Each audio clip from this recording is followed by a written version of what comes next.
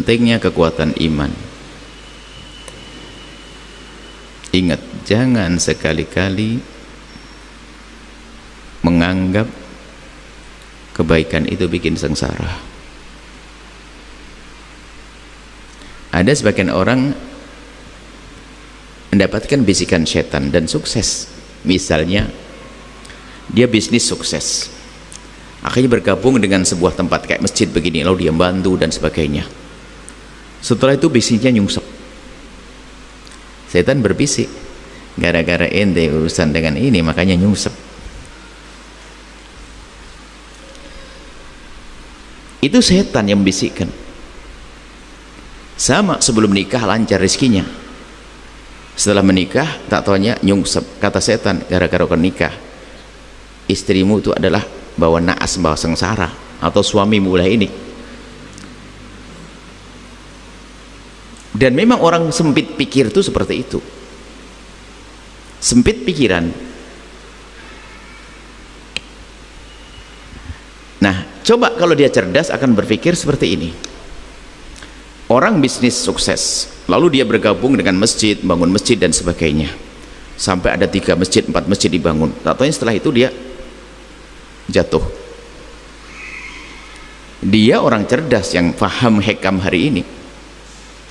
Dia akan berkata, alhamdulillah saya bangkrut sudah bangun 4 masjid. Duh, kan gitu. Coba saya bangkrut bangun masjid, kan ini cerdas dia. Kok menganggap bangun masjid bikin dia nyungsep? Ini kan kebodohan, menunjukkan dia tidak tulus, tidak kenal Allah. Gara-gara nikah saya, loh kayak gila. Memang ada orang nggak nikah melarat terus juga ada kok.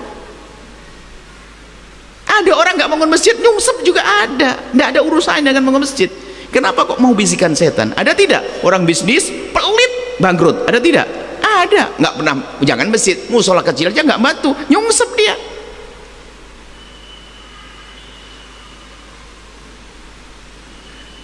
Jadi ada orang menikah ternyata menjadi kaya juga ada, banyak menjadi melarat juga. Ini bab kisah hidupnya dia yang sudah ditentukan oleh Allah. Jangan sekali-kali menganggap petakamu itu karena kebaikan yang kamu lakukan. Itu bahaya sekali. Gara-gara sholat saya begini, gara-gara ini, gara-gara melakukan kebaikan, wah ini bahaya. Sebenarnya keropos imannya. Tapi kalau dia baca cerdas tadi, alhamdulillah saya kok bangkrut sudah bangun 3 masjid, kan enak, cerdas dan hakikat. Coba bangkrutnya sebelum bangun masjid, duh nyan. Atau sudah kaya tak tahu yang giliran bangkrut, ya Allah kenapa aku tidak pernah bangun masjid, ya Allah sekarang giliran bangkrut gak bisa ngapain. Baru nyesel dia, tapi yang bangun masjid gagah dia. Alhamdulillah. Ada pun merasa urusan bangkrut, orang-orang orang melarat itu macam-macam. Ada orang menikah kaya raya, ada orang menikah melarat, ada orang nggak nikah kaya, ada orang nggak nikah melarat, ada semuanya itu.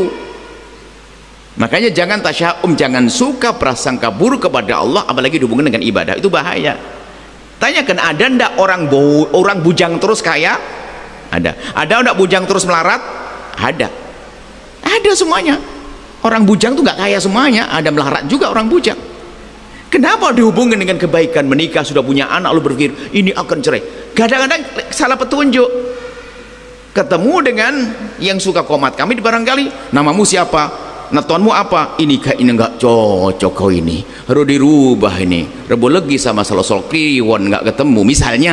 Misal, lah ini sudah nikah punya anak, percaya dengan hal-hal begini kan kacau jadinya.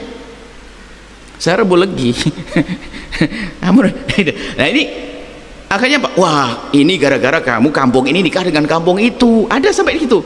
Oh iya, mertuamu nggak sudah meninggal duluan kan, ini namanya apa gitu. Jadi kalau anak pertama menikah dengan suami yang sudah tidak punya ayah, ini bahaya nih. Kok ada seperti itu? Nabi Muhammad tidak punya ayah ibu, Sayyidah Khadijah paling beruntung. Jadi jangan percaya, kan ada kampung ini ya boleh dengan kampung anak ini. Wah. Atau kamu sih nikahnya di hari Rebo, terus hari apa? Di kampung sebelah, tak taunya kampung sana nggak boleh nikah hari Selasa. Kampung sana hari Senin. Wah ada nikah hari cuma 7 kampung ini, ada apa itu?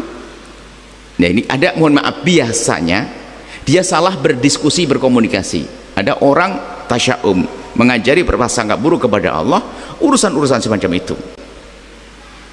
Kalau ada orang bertanya gimana hukumnya nikah di Selasa Kliwon, nggak ada masalah, itu hanya hari Jawa kan, Pon Wage Kliwon Legi Paing, Pon Wage itu kan pasaran seperti Sabtu Ahad dan Selasa Rabu, tidak ada masalah.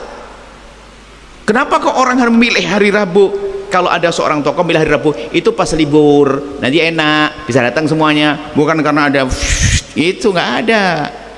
Jangan salah ini Masya Allah. Nah, kami paham biasanya begitu berkomunikasi dengan orang, kadang tiba-tiba suruh perbaharui nikahmu lagi. Ada apa? Sudah nikah benar perbaharui lagi, kok aneh-aneh banget nih, dari mana ini? Akhirnya dari ragu dengan pernikahannya itu, Masya Allah. Ya, tolong ya, khusnudon. Kalau masalah bangkrut, tinggal Anda bangkit. Justru Anda bangun, saya mau diangkat oleh Allah. Sebab ujian tidak cuma-cuma. Ujian dengan manusia saja bisa naik kelas, dengan Allah tentu naik kelas. Berarti setelah ini mungkin saya baru anak keempat, kayaknya yang kelima nih tambah rezeki. Gitu aja khusnudon. Hamil lagi positif, tapi yang benar dong, jangan nyiksa istri setelah dia pemalas, nggak pernah ini, nggak kerja, banyak anak banyak. Maksudnya ya usaha oke, ngukur kemampuan dalam usahanya, berusaha yang semaksimal mungkin, nanti hasilnya serahkan kepada Allah Subhanahu wa taala. Seperti itu. Semoga Allah menjauhkan kita dari suudon kepada Allah. Yang ada hanya husnudon nanti. Ana inda dhanni 'abdi bi falyadun bi ma syaa. Aku tergantung bagaimana hambaku mendugaku. Kalau dia menduga baik kepadaku, akan aku berkebaikan. Kalau dia menduga aku jelek, ya dapat kejelekan. Makanya suudon pada Allah itu enggak boleh. Ini banyak kisah suudon ini. Gelas pecah, ya Allah pecah gelas. Ini jangan-jangan anak kita sakit beneran. Gelas pecah ya, macam namanya gelas tuh, gelas ya bisa pecah. Ya enggak? Balon meletus. Ini kan biasa gelas pecah. Ini ada orang saun. Ini tasya'um. Aduh, ini kenapa anak? Nasi basi. Pak, nasinya basi. Coba telepon anaknya. Kenapa? Ya kemasukan sayur ya basi. Sayur ada santannya nih. Itu sudah aneh-aneh orang ini. Ini harus kita pahamkan. Ini masalah keyakinan kita membahayakan urusan keimanan dan seterusnya.